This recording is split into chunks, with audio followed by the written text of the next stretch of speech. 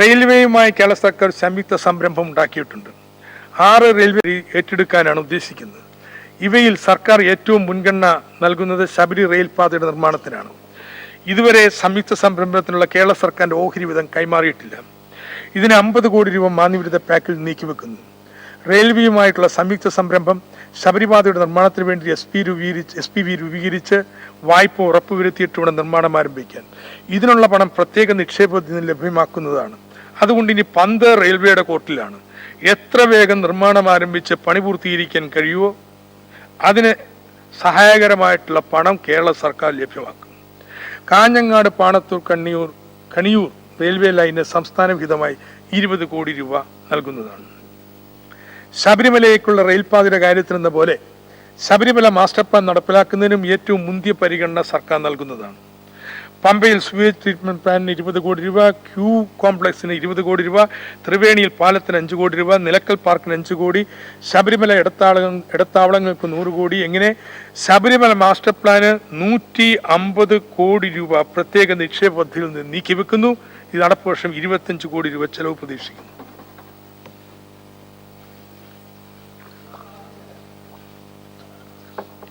വൈദ്യുതി ബോർഡിന്റെ മൊത്തം പദ്ധതി അടങ്കൽ 1380 കോടി രൂപയാണ്.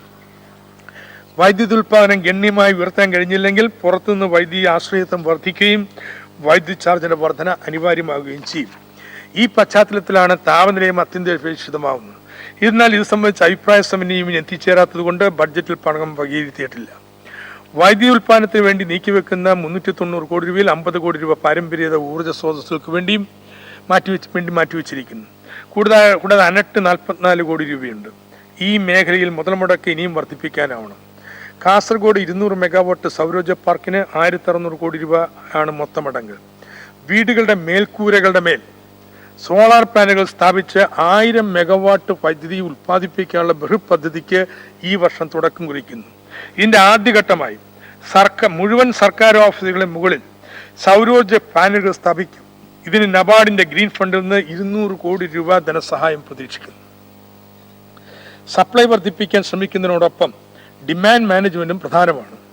ഈ രംഗത്തെ പ്രധാനപ്പെട്ട ഏജൻസിയായ എനർജി മാനേജ്മെന്റ് സെന്ററിന് 7 കോടി രൂപ വകയിരുത്തിയിട്ടുണ്ട്. വിവിധ സ്ഥാപനങ്ങളിലും വ്യവസായശാലകളിലും വാണിജ്യ സമുച്ചയങ്ങളിലും വീടുകളിലും ഊർജ്ജം ലാഭിക്കാൻ പ്രവർത്തനങ്ങൾ സംഘടിപ്പിക്കുന്നതിന് ഇവരാണ് നേതൃത്വം നൽകുന്നത്. കഴിഞ്ഞ സർക്കാരിന്റെ കാലത്ത് എല്ലാ വീടുകളിലും ഒരു ഫിലമെന്റ് ലാമ്പിന് പകരം CFL വിതരണം ചെയ്യുകയുണ്ടായി. ഇപ്പോൾ 2 LED ബൾബുകൾ വീതം സൗജന്യ വിലക്ക് നൽകുന്ന പദ്ധതി നടന്നു വരികയാണ്. 150 കോടി രൂപയാണ് ഇതിന് ചെലവ് പ്രതീക്ഷിക്കുന്നത്. ഇതിന്റെ തുടർച്ചയായി നിലവിലുള്ള എല്ലാ ഫിലമെന്റ് CFL ബൾബുകളും മാറ്റി LED ബൾബ് നൽകുന്നതിനുള്ള ഒരു ബൃഹത്തായ പരിപാടി നടപ്പാക്കാൻ ഉദ്ദേശിക്കുന്നു. ഇതിന് 250 കോടി രൂപ പ്രത്യേക നിക്ഷേപ പദ്ധതിയിൽ നിന്ന് വകയിരുത്തുന്നു. നടപ്പ് വർഷം 100 കോടി രൂപ ചെലവ് വരും. ഇതോടൊപ്പം തന്നെ ഊർജ്ജക്ഷമതയില്ലാത്ത ഫാനുകളും ഗൃഹോപകരണങ്ങളും പമ്പുകളും മാറ്റിവെക്കാനുള്ള ഒരു സ്കീമും ആരംഭിക്കുന്നതാണ്. വലിയ തോതിൽ സോളാർ പാനലുകളും LED ബൾബുകളും ഉപയോഗപ്പെടുത്തുന്നതിന് നാം തയ്യാറെടുക്കുകയാണല്ലോ. ഇതിനായി വൻകിട ഫാക്ടറി തന്നെ സ്ഥാപിക്കുന്നത് ഉചിതമായിരിക്കും. അടഞ്ഞുകിടക്കുന്ന SL ഗ്ലാസ് ഫാക്ടറി ഇതിനായി ഉപയോഗപ്പെടുത്താമോ എന്ന് പരിശോധിക്കുന്നതാണ്. ഈ പ്രോജക്റ്റ് സംബന്ധിച്ച് വിശദമായ റിപ്പോർട്ട് തയ്യാറാക്കാൻ 25 ലക്ഷം രൂപ വകയിരുത്തുന്നു. പ്രസരണ നഷ്ടം ഗണ്യമായി കുറയ്ക്കുന്നതിനും ഊർജ്ജ എവാക്യുവേഷൻ ആവശ്യങ്ങൾ തൃപ്തിപ്പെടുത്തുന്നതിനും വിതരണ പ്രസരണ ശൃംഖല മെച്ചപ്പെടുത്തുന്നതിനും തമിഴ്നാട് വഴിയുള്ള ട്രാൻസ്മിഷൻ ഇടനാഴി മാടക്കത്തറയിലേക്ക് നീട്ടുന്നതിന് അംഗീകാരം ശൃംഖല മെച്ചപ്പെടുത്തുന്നതിനും പണം നീക്കിവെച്ചിട്ടുണ്ട്. തമിഴ്നാട് വഴിയുള്ള ട്രാൻസ്മിഷൻ ഇടനാഴി മാടക്കത്തറയിലേക്ക് നീട്ടുന്നതിന് അംഗീകാരം ലഭിച്ചിട്ടുണ്ട്. കേരളത്തിലേക്കുള്ള പ്രസരണ സംവിധാനത്തിന് മാത്രം 3679 കോടി രൂപയുടെ ചെലവ് വരും. ട്രാൻസ്ഗ്രിഡ് പ്രസരണ സൗകര്യങ്ങൾ നടപ്പിലാക്കുന്നതിന് ടോക്കൺ വിഹിതമായി 1 ലക്ഷം രൂപ വകയിരുത്തുന്നു. കൂടുതൽ ഉപസ്റ്റേഷൻ ലൈനുകളുടെയും മറ്റ് നിർമ്മാണത്തിന് നിലവിലുള്ളവ കൂടുതൽ മെച്ചപ്പെടുത്തുന്നതിനും 280 കോടി രൂപ വകയിരുത്തുന്നു. നഗരപ്രദേശങ്ങളിലെ വിതരണ സൗകര്യം മെച്ചപ്പെടുത്താൻ 160 കോടി രൂപ വകയിരുത്തുന്നു. വൈദ്യുതി വിതരണ പദ്ധതിയുടെ കീഴിലുള്ള പണികൾ പൂർത്തീകരിക്കുന്നതിനായി 190 കോടി രൂപ വകയിരുത്തുന്നു. ജലസേനം. കേരളത്തിലെ വൻകിട ജലസേന പദ്ധതികൾ ലക്ഷ്യങ്ങളിൽ നകന്ന് മുടക്കുമുതലോട് താരതമ്യപ്പെടുത്തുമ്പോൾ ജഡഭാരമായിട്ട് മാറിയിട്ടുണ്ട്. ഇനി ഇത്തരം വലിയ പദ്ധതികൾക്ക് പ്രസക്തി ഉണ്ടെന്ന് തോന്നുന്നില്ല. പക്ഷേ ഇതിൻ്റെ കൂടി പ്രതിഫലനമാണ് വകയിരുത്തുന്ന ഒരുപക്ഷെ ഇതിൻ്റെ കൂടി പ്രതിഫലനമായിരിക്കാം വകയിരുത്തുന്ന പണത്തിൻ്റെ ഗണ്യമായൊരു പങ്ക് ചെലവാകാതെ പോകുന്നു. 2012-13 94 കോടി രൂപ ചെലവാക്കിയ സ്ഥാനത്ത് 2015-16 പുതുക്കിയ എസ്റ്റിമേറ്റ് പ്രകാരം 69 കോടി രൂപയാണ് ചെലവ്. 2016-17 307 കോടി രൂപ വകയിരുത്തിയിട്ടുണ്ട്. ചെറുകിട ജലസേന പദ്ധതികളാണ് നമുക്ക് കൂടുതൽ പ്രസക്തമായിട്ടുള്ളത്. നടപ്പുപക്ഷത്തിൽ 130 കോടി രൂപ ഈ മേഖലയ്ക്ക് നീക്കിവെച്ചിട്ടുണ്ട്. നേരത്തെ സൂചിപ്പിച്ചതുപോലെ മണ്ണ് ജല സംരക്ഷണത്തിന് വേണ്ടി നീർത്തടാടിസ്ഥാനത്തിലുള്ള വലിയ ജനകീയ പ്രസ്ഥാനത്തിന് ചെറുകിട ജലസേന പദ്ധതികൾക്ക് സുപ്രധാന പങ്കുവഹിക്കാൻ കഴിയും. കേരളം തോടുകളുടെയും ജലാശയങ്ങളുടെയും നാടാണ്, കുളങ്ങളുടെയും നാടാണ്. ഇവയുടെ പുനരുദ്ധാരണത്തിനായിരിക്കണം ജലസേന വകുപ്പിന്റെ മുഖ്യ ചുമതല. തീരദേശ ആവാസ വ്യവസ്ഥയിൽ നിർണായക പങ്കുവഹിക്കുന്ന പുഴകൾ ഇന്ന് മലീമസമാണ്. ഇവയുടെ പുനരുദ്ധാരണത്തിന് വേണ്ടിയുള്ള സ്കീമിലേക്ക് 100 കോടി രൂപ പ്രത്യേക നിക്ഷേപ പദ്ധതിയിൽ നിന്ന് വകയിരുത്തുന്നു. പരീക്ഷണാടിസ്ഥാനത്തിൽ ആലപ്പുഴയിലെ മുതലപ്പുഴി പുനരുദ്ധാരണം ഈ വർഷം ഏറ്റെടുക്കുന്നതാണ്. പാർവതി പുത്തന ശുചീകരിച്ച് പുനരുദ്ധരിപ്പിക്കുന്നതിന് പ്രത്യേക നിക്ഷേപ പദ്ധതിയിൽ നിന്ന് 50 കോടി രൂപ വകയിരുത്തുന്നു. നടപ്പ് വർഷം 5 കോടി രൂപ ചെലവ് പ്രതീക്ഷിക്കുന്നു. കബനി നദിയിൽ നിന്ന് അനുവദനീയമായ അളവിലുള്ള ജലവിനിയോഗം ഉറപ്പുവരുത്തുന്നതിന് വേണ്ട പദ്ധതികൾക്കായി 10 കോടി രൂപ അധികമായി വകയിരുത്തുന്നു. തുറമുഖങ്ങൾ കേരളത്തിലെ ചരക്കുഗതാഗതത്തിന്റെ 20% തീരക്കടലിലൂടെയും കനാലിലൂടെയും ആക്കി മാറ്റുന്നതാണ് നാം ലക്ഷ്യമിട്ടിരിക്കുന്നത്. വിഴിഞ്ഞം, കൊല്ലം, കൊടുങ്ങല്ലൂർ, ബേപ്പൂർ, അഴീക്കൽ, പൊന്നാനി, തലശ്ശേരി, കാസർഗോഡ് എന്നീ തുറമുഖങ്ങൾ യാത്രക്കാർക്ക് വേണ്ടി സജ്ജമാക്കാനാണ് ശ്രമിക്കുന്നത്. ഇവയ്ക്ക് 15 കോടി രൂപയാണ് വകയിരുത്തിയിട്ടുള്ളത്. അഴീക്കൽ തുറമുഖ നിർമ്മാണം ദ്രുതഗതിയിലാക്കുന്നതിന് പ്രത്യേക നിക്ഷേപ പദ്ധതിയിൽ നിന്ന് 500 കോടി രൂപ അനുവദിക്കുന്നു. ആലപ്പുഴ മരീനയും ഇതോടൊപ്പം ഏറ്റെടുക്കുന്നതാണ്. നടപ്പ് വർഷം 50 കോടി രൂപയാണ് ചെലവ് പ്രതീക്ഷിക്കുന്നത്. വിഴിഞ്ഞം അന്തർദേശീയ കാർഗോ ഷിപ്പിംഗ് തുറമുഖമായി രൂപാന്തരപ്പെടാൻ പോവുകയാണ്. തുറമുഖ നിർമ്മാണ ചെലവിന്റെ ഗണ്യമായ പങ്കും നമ്മളാണ് വഹിക്കുന്നത്. ഇതിന് സുഗമമായ പണ ലഭ്യത ഉറപ്പുവരുത്തിയിട്ടുണ്ട്. Kerala state road transport corporation ഇത് ഭീമമായ നഷ്ടത്തിലേക്ക് കുതിച്ചുകൊണ്ടിരിക്കുകയാണ്. ഇപ്പോൾ പ്രതിമാസം 85 കോടി രൂപയാണ് നഷ്ടം. ഇങ്ങനെ അധികം നാം മുന്നോട്ട് പോകാനാവില്ല. അതുകൊണ്ട് അടിയന്തരമായ ഒരു രക്ഷാ പാക്കേജിന് രൂപം നൽകേണ്ടിയിരിക്കുന്നു. 5 വർഷം കൊണ്ട് ഭൂരിപക്ഷം ബസ്സുകളും CNG ഇന്ധനത്തിലേക്ക് മാറ്റാൻ കഴിയണം. KSRTCയുടെ കടബാധ്യത 3446 കോടി രൂപയാണ്. ഈ കടഭാരം കുറയ്ക്കുന്നതിനുള്ള ധനകാര്യ പുനഃസംഘടന ഉണ്ടാവണം. ബസ് സ്റ്റാൻഡുകളെ ആധുനീകരിക്കുകയും വരുമാനദായകമാക്കുകയും വേണം. എല്ലാറ്റിലുപരി മൈലേജ്, മെയിൻ്റനൻസ് തുടങ്ങിയ മേഖലകളിൽ ഉൽപ്പാദനക്ഷമത ഉയർത്തുന്നതിന്, ബ്രേക്ക് ഡൗൺ അപകടങ്ങൾ തുടങ്ങിയവ കുറയ്ക്കുന്നതിനും സമയബദ്ധ പരിപാടി ഉണ്ടാവണം. ഇതിനാവശ്യമായ പരിശീലനം നൽകണം. ഇത്തരത്തിലുള്ള പാക്കേജ് ഗതാഗത വകുപ്പ് തയ്യാറാക്കിക്കൊണ്ടിരിക്കുകയാണ്. ഇതിനിടയിൽ പെൻഷൻ യഥാസമയം നൽകുന്നതിന് മാസം തോറും ധനസഹായം സർക്കാർ നൽകിക്കൊണ്ടിരിക്കുന്നു. പാക്കേജ് ഉണ്ടാകുമെന്ന ഉറപ്പിൽ CNG ഇന്ധനത്തിലേക്കുള്ള മാറ്റത്തിന് ഈ ബഡ്ജറ്റിൽ തുടക്കം കുറിക്കുകയാണ്. എറണാകുളം കേന്ദ്രമാക്കി 1000 പുതിയ CNG ബസ്സുകൾ ഇറക്കുന്നതിന് 300 കോടി രൂപ പ്രത്യേക നിക്ഷേപ പദ്ധതിയിൽ നിന്ന് കോർപ്പറേഷന് വായ്പയായി ലഭ്യമാക്കുന്നു. നടപ്പ് വർഷം 50 കോടി രൂപയാണ് പ്രതീക്ഷിക്കുന്ന ചെലവ്. വാങ്ങിയിരിക്കുന്ന ചേസിസുകളിൽ ബോഡി നിർമ്മാണം പൂർത്തിച്ചിറക്കുന്നതിന് വേണ്ട മൂലധന ചെലവും ഇതിൽ നിന്ന് കണ്ടെത്താവുന്നതാണ്. ജലഗതാഗത മേഖലയിൽ കളിക്കളമാകെ മാറ്റിമറിക്കുന്ന സംഭവവികാസമായിരിക്കും കൊച്ചിയിൽ നടപ്പാക്കാൻ പോകുന്ന സംയോജിത ജലഗതാഗത പ്രൊജക്ട്. 38 പുതിയ ജെട്ടികളും വേഗത കൂടിയ 78 ആധുനിക കറ്റമറൻ ബോട്ടുകളും കൊണ്ട് വിശാല കൊച്ചിയുടെ കായൽ കനാൽ തീരങ്ങളെ യോജിപ്പിക്കുന്ന പദ്ധതിയാണിത്. കൊച്ചി മെട്രോ റെയിൽ കോർപ്പറേഷൻ നടപ്പാക്കുന്നു. ഇതേ മാതൃകയിൽ ആലപ്പുഴ, കുട്ടനാട്, ചങ്ങനാശ്ശേരി, കോട്ടയം മേഖലയിലെ ജലഗതാഗതം നവീകരിക്കുന്ന ഇൻലൻഡ് വാട്ടർ ട്രാൻസ്പോർട്ട് വഴി ഒരു പദ്ധതിക്ക് രൂപം നൽകുന്നതാണ്. ഇതിനായി പ്രത്യേക നിക്ഷേപ പദ്ധതിയിൽ നിന്ന് 400 കോടി രൂപ വകയിരുത്തുന്നു. Alappuzha boat jetty, bus stand ഇവയെ സംയോജിപ്പിച്ച് ഒരു മൊബിലിറ്റി ഹബ് ഉണ്ടാക്കുകയും റെയിൽവേ സ്റ്റേഷനുമായി തുടർച്ചയായ ബസ് സർവീസിലൂടെ ബന്ധിപ്പിക്കുകയും ചെയ്യും. ദേശീയ ജലപാതയുടെ ടെർമിനലും ഇവിടെ തന്നെയാണെന്ന് പ്രത്യേകം പ്രസ്താവ്യമാണ്. റോഡ്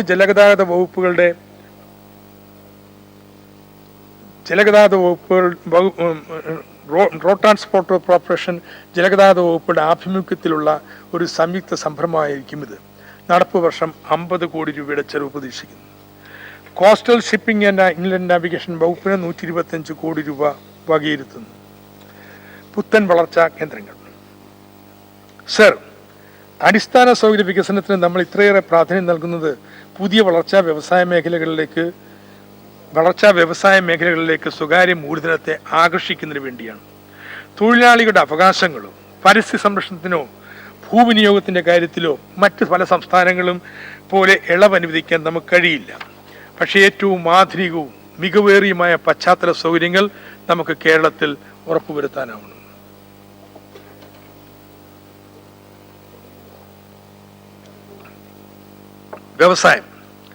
വ്യവസായം കൊണ്ടല്ലാതെ ധനാഭിവൃദ്ധി ഉണ്ടാക്കാൻ സാധിക്കുന്നതല്ല എന്ന് ശ്രീനാരായണ ഗുരു പറയുകയുണ്ടായി. ഇന്നും വ്യവസായ അഭിവൃദ്ധിയിൽ നാം വളരെ മുന്നോട്ട് പോകേണ്ടതുണ്ട്. കഴിഞ്ഞ LD സർക്കാരിൻ്റെ ഏറ്റവും വലിയ നേട്ടം പൊതുമേഖലാ സ്ഥാപനങ്ങൾ ലാഭകരമാക്കിയതാണ്. എന്നാൽ ഇന്ന് ഏതാണ്ട് എല്ലാ പൊതുമേഖലാ സ്ഥാപനങ്ങളും നഷ്ടത്തിലാണ്. ഏറ്റവും കൂടുതൽ ലാഭം തന്നുകൊണ്ടിരുന്ന ചവറയിലെ KMML ഫാക്ടറി പോലും നഷ്ടത്തിലാണ്. 100 കോടി രൂപ പൊതുമേഖലാ സ്ഥാപനങ്ങൾക്ക് വേണ്ടി പദ്ധതിയിൽ വകയിരുത്തിയുണ്ട്. അത് തീരുന്ന മുറയ്ക്ക് കൂടുതൽ പണം ലഭ്യമാക്കും. KSID നടപ്പാക്കുന്ന 11 പ്രൊജക്ടുകൾക്ക് വേണ്ടി 87 കോടി രൂപ വകയിരുത്തിയിട്ടുണ്ട്. തിരുവനന്തപുരത്തെ ലൈഫ് സയൻസ് പാർക്ക്, കൊച്ചിയിൽ electronic hardware park, Alappuzha, Malappuram, Kozhikode, Kannur ജില്ലകളിലെ ഇൻഡസ്ട്രിയൽ ഗ്രോത്ത് സെന്ററുകൾ, പാലക്കാട് ലൈറ്റ് എഞ്ചിനീയറിംഗ് പാർക്ക്, ചേർത്തലയിലെ മെഗാ ഫുഡ് പാർക്ക്, കൊച്ചിയിലെ പെട്രോ കെമിക്കൽ പാർക്ക് എന്നിവയാണ് ഇതിൽ പ്രധാനപ്പെട്ടവ. കിൻഫ്രയുടെ അടങ്കം 101 കോടി രൂപയാണ്. പുനലൂർ, മട്ടന്നൂർ, തൃശൂർ, തൊടുപുഴ, കളമശ്ശേരി, കഴക്കൂട്ടം, കൊരട്ടി, കൊല്ലം, ഒറ്റപ്പാലം, ആലപ്പുഴ, പാലക്കാട്, രാമനാട്ടുകര എന്നിവിടങ്ങളാണ് കിൻഫ്ര ഇപ്പോൾ വ്യവസായ പാർക്കുകൾ വികസിപ്പിച്ചുകൊണ്ടിരിക്കുന്നത്. കൊച്ചി, പാലക്കാട് വ്യവസായ ഇടനാഴി, കോയമ്പത്തൂർ വരെ വ്യവസായ ഇടനാഴി എന്ന ആശയം വളരെയേറെ ചർച്ച ചെയ്യപ്പെട്ടിട്ടുണ്ട്. ഇത് പ്രാവർത്തികമാക്കുന്നതിന് തുടക്കം കുറിക്കുകയാണ്. NH-47 പ്രാന്തപ്രദേശങ്ങളിൽ ചെറുതും വലുതുമായ വ്യവസായ പാർക്കുകളുടെയും വ്യവസായശാലകളുടെയും വലിയൊരു കൂട്ടം സൃഷ്ടിക്കാനാണ് ഉദ്ദേശിക്കുന്നത്. ഇത്തരത്തിൽ ചെറുതും വലുതുമായ വ്യവസായ പാർക്കുകളുടെ സ്ഥലമെടുപ്പും മറ്റും ആരംഭിക്കുകയാണ്. ആദ്യപടിയായി ഫാക്ടിന്റെ അധീനതയിലുള്ളതും ഉപയോഗിക്കാതെ സൂക്ഷിക്കുന്നതുമായ അധിക ഭൂമി സമ്മത വിലക്ക് KSIDC ഏറ്റെടുക്കും. പെരുമ്പാവൂർ ട്രാവൻകൂർ റയൻസിന്റെ ലിമിറ്റഡിന്റെ 70 ഏക്കറോളം വരുന്ന ഭൂമിയും ഏറ്റെടുക്കുന്നതാണ്. അങ്ങനെ കൊച്ചി, കോയമ്പത്തൂർ ഹൈടെക് വ്യവസായ ഇടനാഴിക്കായി എറണാകുളം ജില്ലയിൽ 500 ഏക്കറും, തൃശ്ശൂരിൽ 500 ഏക്കറും, ഒഴലപ്പതി കണ്ണമ്പ്രയിൽ 500 ഏക്കറും ഏറ്റെടുക്കാനാണ് ഉദ്ദേശിക്കുന്നത്. ഇതിനു പുറമെ 5 വിവിധോദ്ദേശ വ്യവസായ സോണുകൾ ആരംഭിക്കുന്നതാണ്. പട്ടന്നൂർ പനയത്തുപറമ്പിൽ 1000 ഏക്കറും, പനയത്താംപറമ്പിൽ 1000 ഏക്കറും, തൊടുപുഴയിൽ 900 ഏക്കറും, മങ്കടയിൽ 700 ഏക്കറും, പിഴിഞ്ഞത്ത് 500 ഏക്കറും, കാസർഗോഡ് 500 ഏക്കറും ഏറ്റെടുക്കുന്നതാണ്. അങ്ങനെ 5100 ഏക്കർ ഭൂമി ഏറ്റെടുക്കുന്നതിന് 5100 കോടി രൂപ ചെലവ് വരും. നടപ്പ് വർഷം 100 കോടി രൂപ 1000 കോടി രൂപ ചെലവ് പ്രതീക്ഷിക്കുന്നു. ഇതിനു പുറമെ നിലവിലുള്ള മറ്റ് വൻകിട പ്രൊജക്റ്റുകളുണ്ട്. 4 വരി പാതയാക്കല്, നമ്മുടെ നിലവിലുള്ള വ്യവസായ പാർക്കുകൾ, കോഴിക്കോട് വിമാനത്താവളത്തിന് സ്ഥലമേറ്റെടുക്കൽ തുടങ്ങിയതിന് അവയ്ക്കെല്ലാത്തിനും വേണ്ടി ഒരു 3000 കോടി രൂപ ചെലവ് വരുമെന്നാണ് കരുതുന്നത്. അങ്ങനെ 8000 കോടി രൂപയാണ് സ്ഥലമെടുപ്പിന് വേണ്ടി എന്ന് വേണമെങ്കിലും ചെലവഴിക്കാൻ ലഭ്യമാക്കാൻ ധനവകുപ്പ് തയ്യാറാവുന്നത്. നമുക്ക് അമൂല്യമായ പ്രകൃതി സമ്പത്താണ് ധാതുമണൽ. എന്നാൽ ഇത് സിംഹഭാഗവും അസംസ്കൃത വസ്തുവായി തന്നെയോ താഴ്ന്ന മൂല്യവർദ്ധിത ഉൽപ്പന്നങ്ങളായോ കയറ്റുമതി ചെയ്യപ്പെടുകയാണ്. ഈ ഉൽപ്പന്നങ്ങൾക്ക് വേണ്ടിയുള്ള വ്യവസായ കോംപ്ലക്സ് സ്ഥാപിക്കുമെന്ന് തെരഞ്ഞെടുപ്പ് പത്രികയിൽ വാഗ്ദാനം ചെയ്തിട്ടുണ്ട്. ഇത് സംബന്ധിച്ച് പഠിച്ച് മൂർത്തമായ നിർദ്ദേശങ്ങൾ സമർപ്പിക്കുന്നതിന് ഒരു കമ്മിറ്റി നിയോഗിക്കുന്നതാണ്. ഇതിലേക്ക് 25 ലക്ഷം രൂപ വകയിരുത്തുന്നു. വിനോദസഞ്ചാരം. കേരളത്തിൽ വരുന്ന വിനോദസഞ്ചാരികളുടെ എണ്ണം ഇരട്ടിയാക്കുന്നതിനും ആഭ്യന്തര ടൂറിസ്റ്റുകളുടെ എണ്ണം 4-1 വർദ്ധിപ്പിക്കുന്നതിനും പരിപാടികൾ ആസൂത്രണം ചെയ്യുമെന്നാണ് ഞങ്ങളുടെ മാനിഫെസ്റ്റോയിൽ പറഞ്ഞിട്ടുള്ളത്. അതുവഴി 4 ലക്ഷം പേർക്ക് കൂടുതലായി പ്രത്യക്ഷ തൊഴിലവസരങ്ങൾ ലഭിക്കും. ഇത്രയും ടൂറിസ്റ്റുകളെ ഉൾക്കൊള്ളാനും ആവും വിധം നമ്മുടെ ടൂറിസ്റ്റ് ഡെസ്റ്റിനേഷനുകളിൽ സ്വകാര്യ നിക്ഷേപവും അടിസ്ഥാന സൗകര്യങ്ങളും ഉറപ്പുവരുത്തേണ്ടതുണ്ട്. ധർമ്മടം, മുഴപ്പിലങ്ങാട്, കണ്ണൂർ കോട്ട, അറയ്ക്കൽ കൊട്ടാരം, കാരാപ്പുഴ വയനാട് ടൂറിസം ഹബ്ബ്, ചെത്തി മാരാരിക്കുളം, തൃശൂർ ഗുരുവായൂർ പാലിയൂർ സർക്യൂട്ട്, വേളി ടൂറിസ്റ്റ് വില്ലേജ് 2ാം ഘട്ടം, ആക്കുളം, പൊന്നാനി തുടങ്ങിയ 20 ടൂറിസ്റ്റ് ഡെസ്റ്റിനേഷനിലേക്ക് റോഡ്, ജലഗതാഗത സൗകര്യങ്ങൾ, വൈദ്യുതി, കുടിവെള്ളം, വേസ്റ്റ് അമ്യൂണിറ്റീസ് അടിസ്ഥാന സൗകര്യ പാക്കേജുകൾ തയ്യാറാക്കി നടപ്പിലാക്കുന്നതിന് വേണ്ടി 400 കോടി രൂപ പ്രത്യേക നിക്ഷേപ പദ്ധതിയിൽ നിന്ന് ചെലവഴിക്കുന്നു. 50 കോടി രൂപ ചെലവ് പ്രതീക്ഷിക്കുന്നു. മുസിരീസ് ഹെറിറ്റേജ് പദ്ധതി ആരംഭത്തിലുണ്ടായിരുന്ന ലക്ഷ്യങ്ങളിൽ നിന്ന് ദൗർഭാഗ്യവശാൽ വളരെ അകന്നു പോയിരിക്കുകയാണ്. ശൈലിയിലും വളരെ പ്രതീക്ഷിച്ചതെന്ന് വളരെ വ്യത്യസ്തമായ രീതിയാണ് കഴിഞ്ഞ 5 വർഷക്കാലം നീങ്ങിയത്. 3 വർഷത്തിനുള്ളിൽ പദ്ധതി പൂർത്തീകരിക്കുന്നതിനാണ് ഇപ്പോൾ ലക്ഷ്യമിടുന്നത്. മുസരീസ് പദ്ധതിയുടെ മാതൃകയിൽ തലശ്ശേരിയിലും ആലപ്പുഴയിലും പൈതൃക ഹെറിറ്റേജ് ടൂറിസം പദ്ധതി നടപ്പാക്കും. വിവിധ ചരിത്ര സ്മാരകങ്ങളുടെ പുനരുദ്ധാരണം, ചില പ്രദേശങ്ങളിലെങ്കിലും പഴമയുടെ മാതൃകയിൽ സംരക്ഷിക്കൽ, മ്യൂസിയങ്ങളുടെ ശൃംഖല സൃഷ്ടിക്കൽ, ഇവയൊക്കെ സന്ദർശിക്കുന്നതിനാവശ്യമായ റോഡ്, ഗതാഗത സൗകര്യങ്ങൾ ഉറപ്പുവരുത്തൽ തുടങ്ങിയവയെല്ലാം പദ്ധതിയിൽ ഉൾപ്പെടും. ഈ 2 പ്രൊജക്റ്റുകൾക്കായിട്ട് ഹെറിറ്റേജ് പദ്ധതികൾ 100 കോടി രൂപ വീതം വകയിരുത്തുന്നു. നടപ്പ് വർഷം 50 കോടി രൂപയുടെ ചെലവ് പ്രതീക്ഷിക്കുന്നു. പൊന്മുടിയിലേക്ക് റോപ്പ് വേ നിർമ്മിക്കുന്നതിനും പൊന്മുടിയിൽ അടിസ്ഥാന സൗകര്യം ഉറപ്പുവരുത്തുന്നതിനും 200 കോടി രൂപ പ്രത്യേക നിക്ഷേപത്തിൽ നീക്കിവെക്കുന്നു. നടപ്പ് വർഷം 5 കോടി രൂപയുടെ ചെലവ് പ്രതീക്ഷിക്കുന്നു. ബാലരാമപുരം, മാന്നാർ, ആറന്മുള, ചെറുതുരുത്തി, പയ്യന്നൂർ, മുത്തങ്ങ തുടങ്ങിയ 10 കേന്ദ്രങ്ങൾ പൈതൃക ഗ്രാമങ്ങളായി വികസിപ്പിക്കും. ഇതിനുള്ള പണം പ്രത്യേക നിക്ഷേപത്തിൽ നിന്നുള്ള വൻ വകീരത്തിന്റെ പശ്ചാത്തലത്തിൽ നിലവിലുള്ള ടൂറിസം ബഡ്ജറ്റിൽ നിന്ന് തന്നെ കണ്ടെത്തും. കഴിഞ്ഞ ഇടതുപക്ഷ ജനാധിപത്യ മുന്നണി സർക്കാർ പ്രഖ്യാപിച്ച സ്പൈസസ് റൂട്ട് ഒരു അന്തർദേശീയ ടൂറിസം സർക്യൂട്ടിന് തുടക്കം കുറിക്കും. പുരാതന കാലത്ത് കേരളത്തിന്റെ വിവിധ തുറമുഖങ്ങളിൽ നിന്ന് സുഗന്ധദ്രവ്യങ്ങളും മറ്റും കപ്പൽ വഴി അറേബ്യൻ തുറമുഖങ്ങളിലേക്കും അവിടെ നിന്ന് കരമാർഗം യൂറോപ്യൻ പട്ടണങ്ങളിലേക്കും കൊണ്ടുപോയിക്കൊണ്ടിരുന്ന ചരക്ക് കടത്ത് ശൃംഖല മുഴുവൻ ഒരു ടൂറിസം സർക്യൂട്ടായി വികസിപ്പിക്കുകയാണ് ലക്ഷ്യം. ഇതിനായി ഇപ്പോൾ 18 കോടി രൂപ വകയിരുത്തിയിരിക്കുന്നു. പൂർണ്ണ പ്രൊജക്ട് തയ്യാറായി കഴിഞ്ഞാൽ ആവശ്യമായ പണം ലഭ്യമാക്കും. ടൂറിസം വികസനം ലക്ഷ്യമിട്ടുള്ള എയർ സ്ട്രിപ്പുകൾ സ്ഥാപിക്കുന്നതാണ്. ബേക്കലും വയനാടും ഇടുക്കിയും ഇതിന് മുൻഗണന നൽകുന്നു. വിശദമായ പദ്ധതി തയ്യാറായി കഴിഞ്ഞാൽ പണം അനുവദിക്കുന്നതാണ്. കണ്ണൂർ വിമാനത്തോട് ബന്ധപ്പെട്ട് റോഡ് വികസനം ഒറ്റ പാക്കേജായി നടപ്പാക്കുന്നതാണ്. സർ, ടൂറിസത്തിന് മുന്തിയ പരിഗണനയാണ് വാർഷിക പദ്ധതി നൽകിയിട്ടുള്ളത്. 311 കോടി രൂപയാണ് അടങ്കൽ. കേരളത്തിൻ്റെ ടൂറിസം ഉൽപ്പന്നങ്ങളുടെ മാർക്കറ്റിംഗ്, വിവിധ ടൂറിസം പരിശീലന സ്ഥാപനം വികസനം, വ്യത്യസ്ത ടൂറിസം ഉൽപ്പന്നങ്ങളുടെ പ്രൊമോഷൻ എന്നിവയ്ക്കാണ് തുക വകയിരുത്തിയിട്ടുള്ളത്. ഇതിനു പുറമെ 750 കോടി രൂപ പ്രത്യേക നിക്ഷേപ പദ്ധതിയിൽ നിന്ന് ടൂറിസത്തിന് നീക്കിവെച്ചിട്ടുണ്ട്. അടിസ്ഥാന സൗകര്യ വികസനത്തിനും മൂലധന ചെലവിനുമല്ലാതെ മറ്റ് പ്രചരണ പ്രവർത്തനങ്ങൾക്കും ചെലവുകൾക്കും വേണ്ടി പണം ഉപയോഗപ്പെടുത്താൻ പാടില്ല. വിവര സാങ്കേതിക വിദ്യ വ്യവസായങ്ങൾ പുതുതായി 1 കോടി ചതുരശ്ര അടി IT പാർക്കുകളുടെ ശേഷി വർദ്ധിപ്പിക്കുമെന്നാണ് ഞങ്ങളുടെ മാനിഫെസ്റ്റോയിൽ പറഞ്ഞിട്ടുള്ളത്. തിരുവനന്തപുരം ടെക്നോ പാർക്കിൽ 5 ലക്ഷം ചതുരശ്ര അടിയുടെ ആവശ്യവുമായി 128 കമ്പനികൾ ഇപ്പോൾ ക്യൂവിലാണ്. നിലവിലുള്ള പാർക്കുകളുടെ 50% കപ്പാസിറ്റി ഉപയോഗപ്പെടുത്തി കഴിഞ്ഞാൽ പുതിയ നിർമ്മാണ പ്രവൃത്തികൾ ആരംഭിക്കുന്നതാണ്. താഴെ പറയുന്ന നിർമ്മാണ പ്രവൃത്തികളാണ് പുതുതായിട്ട് ഏറ്റെടുക്കുന്നത്. കൊച്ചി ഇന്നോവേഷൻ സോണിൽ 3 ലക്ഷം ചതുരശ്ര അടി കെട്ടിടങ്ങൾ 225 കോടി രൂപ. ടെക്നോ സിറ്റിയിൽ 2 ലക്ഷം ചതുരശ്ര അടി വരുന്ന ആദ്യത്തെ കെട്ടിടം 100 കോടി രൂപ. തിരുവനന്തപുരം ടെക്നോ പാർക്കിൽ 8 ലക്ഷം ചതുരശ്ര അടി വരുന്ന പുതിയ IT കെട്ടിടം 750 കോടി രൂപ. കോഴിക്കോട് സൈബർ പാർക്കിലെ കെട്ടിടം 100 കോടി രൂപ. ഇതിനു പുറമെ കേരളത്തിലെ എഞ്ചിനീയറിംഗ് കോളേജുകളെയും IT പാർക്കുകളെയും ടെലി പ്രസൻസ് നെറ്റ്വർക്ക് വഴി പരസ്പരം ബന്ധിപ്പിക്കുന്നതിന് 150 കോടി രൂപ. മേൽപ്പറഞ്ഞ IT പാർക്ക് സംരംഭങ്ങൾക്ക് 1325 കോടി രൂപ പ്രത്യേക നിക്ഷേപത്തിൽ നിന്ന് വകയിരുത്തുന്നു. 2016-17 250 കോടി രൂപ ചെലവ് പ്രതീക്ഷിക്കുന്നു. ബഡ്ജറ്റിൽ ഇപ്പോൾ IT മേഖലയുടെ വിഹിതം 482 കോടി രൂപയാണ്. ടെക്നോ പാർക്കിന് 76 കോടി രൂപ, ഇൻഫോ പാർക്കിന് 61 കോടി രൂപ, സൈബർ പാർക്കിന് 25 കോടി രൂപ. ഇതിനു പുറമെ KSITL കോഴിക്കോട്, കണ്ണൂർ, കാസർഗോഡ്, കൊരട്ടി തുടങ്ങിയവയിൽ ചെറുകിട പാർക്കുകളും വികസിപ്പിക്കുന്നുണ്ട്. ഇവയ്ക്ക് 58 കോടി രൂപ വകയിരുത്തിയിട്ടുണ്ട്. കളമശ്ശേരിയിലെ ഇന്നോവേഷൻ സ്റ്റാർട്ടപ്പുകളെ പ്രോത്സാഹിപ്പിക്കുന്നതിനാണ് ലക്ഷ്യമിട്ടിട്ടുള്ളത്. 60 കോടി രൂപയാണ് ഇതിൻ്റെ വിവിധങ്ങളായ പ്രവർത്തനങ്ങൾക്ക് വേണ്ടി ബഡ്ജറ്റിൽ വകയിരുത്തിയിട്ടുള്ളത്. ഇതിനു പുറമെയാണ് ഇപ്പോൾ പ്രഖ്യാപിച്ച പുതിയ പാർക്ക് കെട്ടിടം. നൂതനാശയങ്ങൾക്ക് 2 ലക്ഷം രൂപ വീതം പ്രോത്സാഹനവും ഇവയിൽ നിന്ന് തിരഞ്ഞെടുക്കപ്പെടുന്നവർക്ക് 1 കോടി രൂപ വീതം ഈടില്ലാത്ത വായ്പയും ലഭ്യമാക്കി 5 വർഷം കൊണ്ട് 1500 സ്റ്റാർട്ടപ്പുകൾക്ക് സഹായം നൽകുന്ന പദ്ധതി ഈ വർഷം തുടക്കം കുറിക്കുകയാണ്. സ്റ്റാർട്ടപ്പ് യൂണിറ്റുകൾക്ക് 50 കോടി രൂപ കേരള ഫിനാൻഷ്യൽ കോർപ്പറേഷൻ വഴി ചെലവഴിക്കും. ബസ് സ്റ്റാൻഡ്, റെയിൽവേ സ്റ്റേഷനുകൾ, പാർക്കുകൾ തുടങ്ങിയിടങ്ങളിൽ ഫ്രീ വൈഫൈ ലഭ്യമാക്കുന്നതിനുള്ള പ്രത്യേക പദ്ധതി ആരംഭിക്കുകയാണ്. ഇതിനു പുറമെയാണ് എല്ലാ 1.5 ഗ്രേഡ് ലൈബ്രറികളെയും ഈ സ്കീമിൽ പെടുത്തുന്നത്.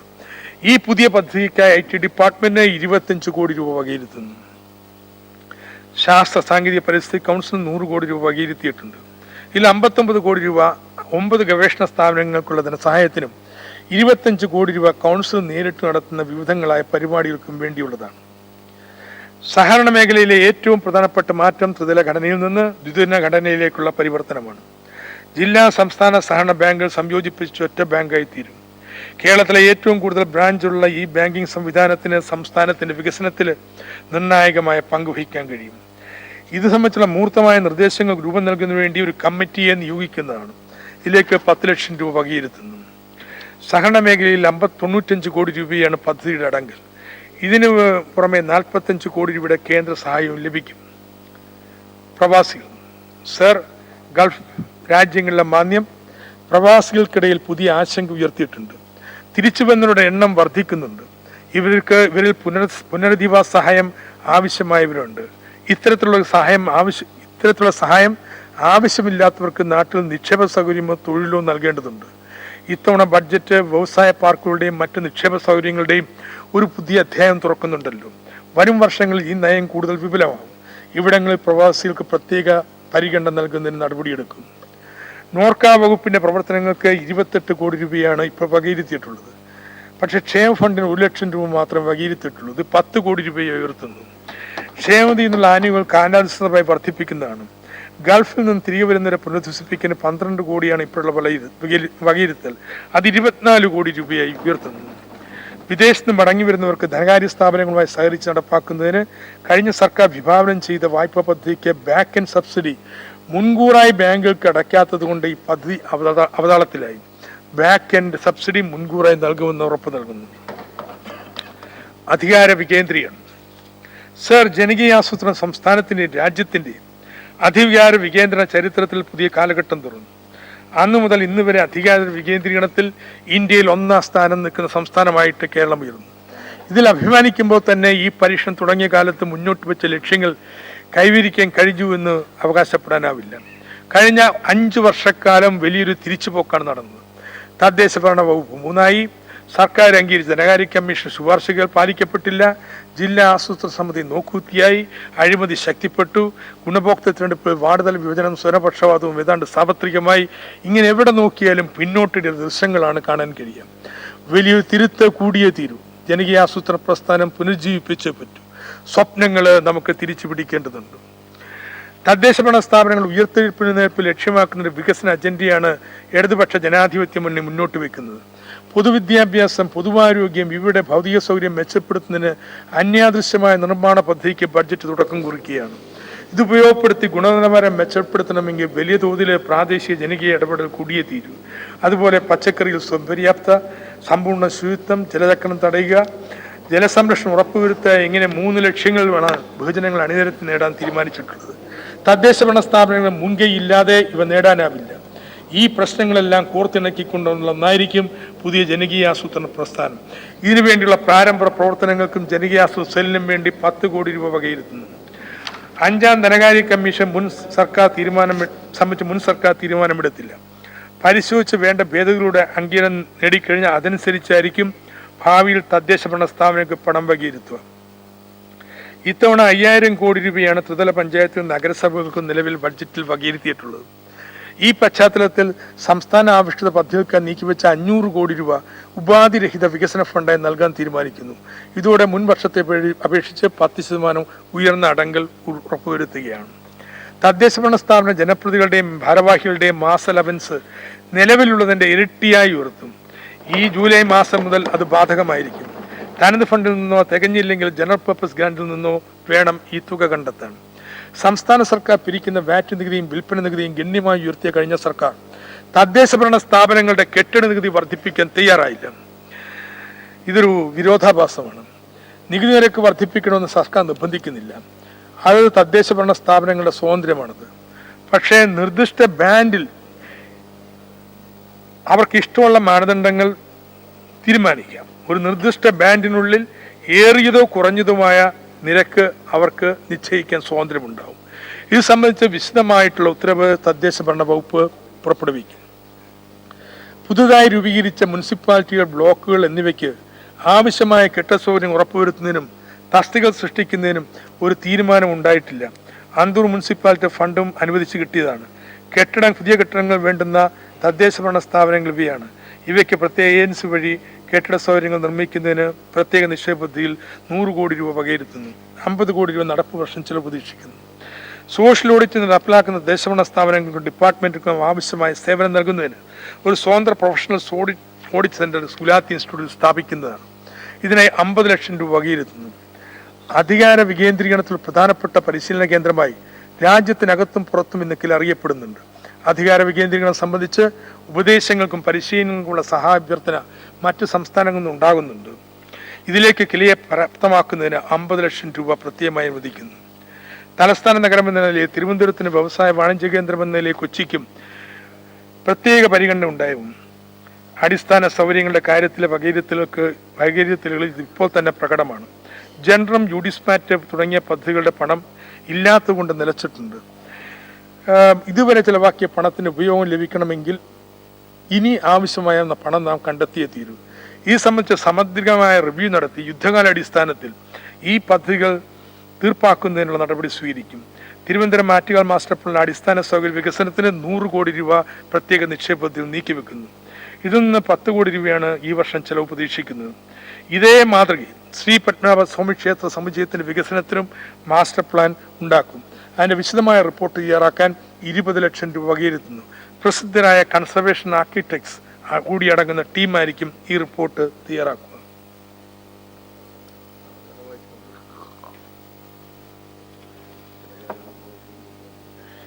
കേരളത്തെ ഏറ്റവും വൃത്തിയുള്ള സംസ്ഥാനമായി മാറ്റുന്നതിന് ജനകീയ ക്യാമ്പയിൻ നവംബർ 1 ആരംഭിക്കും. അന്നാണ് ഓപ്പൺ ഡിഫിക്കേഷൻ ഫ്രീ സംസ്ഥാനമായി കേരളത്തെ പ്രഖ്യാപിക്കാൻ പോകുന്നത്. ഇതിനുവേണ്ടി കക്കൂസ് ഇല്ലാത്ത എല്ലാ വീടുകളിലും കക്കൂസ് നൽകുന്നതിന് വേണ്ടി തദ്ദേശ ഭരണ സ്ഥാപനങ്ങൾ മുന്നിട്ടിറങ്ങുന്നതാണ്. വികേന്ദ്രീകൃത ഉറവിട മാലിന്യ സംസ്കരണമാണ് ശുചിത്വ ക്യാമ്പയിൻ അവലംബിക്കുക. കഴിവതും ഓരോരുത്തരും അവരുടെ വീടുകളിൽ തന്നെ ജൈവമാലിന്യം കമ്പോസ്റ്റാക്കുകയോ ബയോഗ്യാസ് ആക്കുകയോ ചെയ്യണം. അല്ലാത്ത പക്ഷം സമീപത്തുള്ള കമ്മ്യൂണിറ്റി കമ്പോസ്റ്റിംഗ് കേന്ദ്രങ്ങളിൽ എത്തിച്ചു കൊടുക്കണം. അജൈവ മാലിന്യങ്ങൾ വീട്ടിൽ നിന്ന് ശേഖരിച്ച് റിസോഴ്സ് സെന്ററിൽ വെച്ച് വേർതിരിച്ച് റീയൂസിനോ റീസൈക്ലിങ്ങിനോ ശാസ്ത്രീയ മറവിനോ ഉപയോഗപ്പെടുത്തും. തദ്ദേശ ഭരണ സ്ഥാപനങ്ങൾ ശുചിത്വ പരിപാടികൾക്ക് മുൻഗണന നൽകേണ്ടതുണ്ട്. ശുചിത്വ മിഷനെ 26 കോടി രൂപ വകയിരുത്തുന്നു. അനുയോജ്യമായ മാലിന്യ സംസ്കരണ സങ്കേതങ്ങൾ വികസിപ്പിക്കുന്നതിനും പ്രചരിപ്പിക്കുന്നതിനും പാലക്കാട് ഇന്റഗ്രേറ്റഡ് റൂറൽ ടെക്നോളജി സെന്ററിന് 50 ലക്ഷം രൂപ അനുവദിക്കുന്നു. കുടുംബശ്രീ കേരളത്തിന്റെ അഭിമാനമായ കുടുംബശ്രീ പ്രസ്ഥാനത്തെ തകർച്ചയുടെ വക്കിൽ നിന്ന് രക്ഷിക്കേണ്ടതുണ്ട്. കുടുംബശ്രീക്ക് സമാന്തരമായി മറ്റ് പ്രസ്ഥാനങ്ങളെ പ്രോത്സാഹിപ്പിക്കുന്നതിന് ശക്തമായ പ്രക്ഷോഭം കഴിഞ്ഞ ഭരണത്തിന്റെ ആദ്യ വർഷങ്ങളിൽ നടന്നു. പക്ഷേ ഒത്തീർപ്പ് വ്യവസ്ഥകൾ പാലിക്കപ്പെടുകയുണ്ടായില്ല.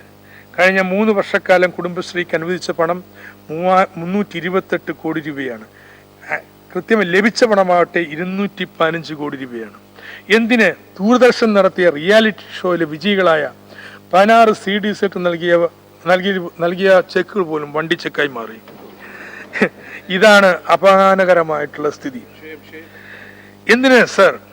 കഴിഞ്ഞ സർക്കാരിന്റെ ബഡ്ജറ്റ് പ്രസംഗത്തിൽ കുടുംബശ്രീയെക്കുറിച്ച് ഒരു പരാമർശം പോലും ഉണ്ടായില്ല എന്നുള്ളത് ആകസ്മികമല്ല, ഖേദകരമാണ്. സർ, കുടുംബശ്രീയുടെ ഉയർത്തെഴുന്നേൽപ്പിന്റെ കാലമായിട്ട് അടുത്ത 5 വർഷം മാറാൻ പോവുകയാണ്. ഇപ്പോൾ കുടുംബശ്രീക്കായിട്ട് 130 കോടി രൂപ ബഡ്ജറ്റിലുണ്ട്. ഇത് 200 കോടിയായി ഉയർത്തുന്നു. കുടുംബശ്രീക്ക് 4% പലിശയ്ക്ക് വായ്പ ലഭ്യമാക്കും. ഇതിനായി 50 കോടി രൂപ അനുവദിക്കുന്നു.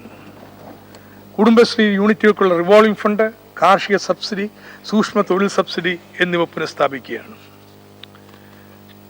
സ്ത്രീ തുല്യത. സർ, സ്ത്രീകൾക്ക് വേണ്ടിയുള്ള പ്രത്യേക വകുപ്പ് ആരംഭിക്കും.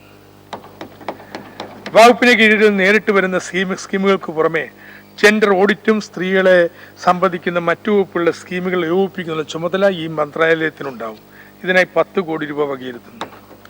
കഴിഞ്ഞ ഇടതുപക്ഷ സർക്കാരിന്റെ കാലത്ത് ബഡ്ജറ്റ് സമ്പ്രദായത്തിൽ കൊണ്ടുവന്ന ഒരു ഇന്നോവേഷനായിരുന്നു ജെൻഡർ ബഡ്ജറ്റ്. ഇതിന്റെ ഫലമായി സ്ത്രീ വികസന പ്രൊജക്ടുകൾ അടങ്കൽ 3 വർഷം കൊണ്ട് ഇരട്ടിയിലേറെയായി ഉയർന്ന പദ്ധതി അടങ്കലിന്റെ 10%.